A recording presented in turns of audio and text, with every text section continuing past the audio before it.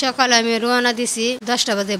ভৈরব যাওয়ার সাথে কাউন্টারে বলছি আমাকে ভাইয়া এটা ট্রেন চলে না কয়টা আজকে শুক্রবার 2টা ট্রেন বন্ধ তুমি যাবো ডাইরেক্ট এয়ারপোর্ট জায়গা তুমি যাইতে পারবে চট্টগ্রাম তে গেছি এয়ারপোর্টে ইয়াদের 9টার দিকে গেছি গ্যাসের পরে সাথে ট্রেন আইসে বাইরে জিজ্ঞাসা করছি মুরব্বীরে আমি কইটা কোথায় দেবো উনি বলছে ডাইরেক্ট চট্টগ্রাম দেবো তুমি উঠো আমি সরল ফায়া আমি গেছি গা ট্রেন উঠতে এর আমি 2 ঘন্টা আমি ঘুমাই গেছি গা এর আমার সজাগ করছে পাপু তুমি কই যাইবা আমি চট্টগ্রাম যাবো ওইটা তো চট্টগ্রাম নাই ইয়া টাঙ্গাই তা আমার লামাই দিছে মুরব্বী লামাই দিয়ে গেছে গা আর আমিও আরতে জিঙ্গায় আমি ক্যাম্পে গেছি পুলিশের ক্যাম্পে গেছি এহাদ আমি ওই অনেকগুলো মানুষ ব্যবসা করে এর কাছে আমি বসে রয়েছি এরা বলতেছে আমারও মা বোন আছে তোমারও মা বোন আছে বলো তোমার কি হয়েছে আমি কিছু হয়েছে না আমি বলে আমি আইছি এই কথা কয় আমিও ক্যাম্পের দ্বারা গেছি গা আর স্যার আমার কিছু বলছে না আমিও কিছু বলছি না তে কতক্ষণ পর ঘুরতেছে আমার খিচুড়ি দিছে ফুলা এর হাদা আরেকজন পানি দিছে আরেকজন মজা দিছে এতটুকু কই দিয়া সেরা হেরদা রাত বাদে 12টা ও স্যারের কাছে খবর আইছে লাশ নিত অনেকক্ষণ পরে স্যারে গেছে স্যার আমার বুঝাইছে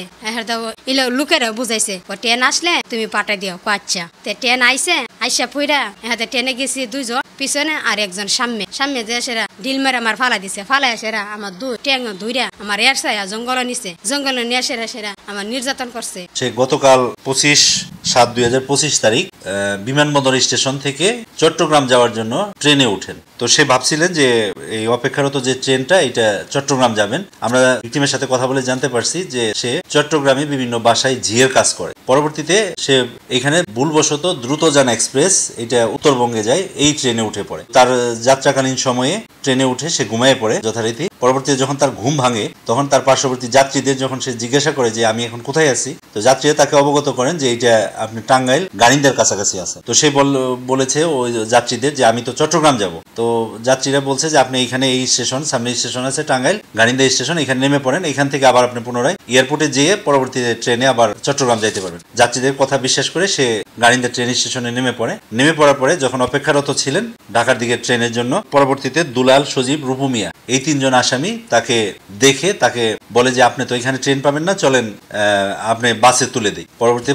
বিভিন্নভাবে ফুসলায়া এই ভিকটিমকে তারা নিয়ে যায় মদন মিয়ার কাঠবাগানে নিয়ে যাওয়ার পরে এই ভিকটিমকে প্রথমে দুলাল মিয়া ধর্ষণ করার এক পর্যায়ে তারপরে পুনরায় আবার তাকে ভয়ভীতি দেখিয়ে রূপু মিয়ার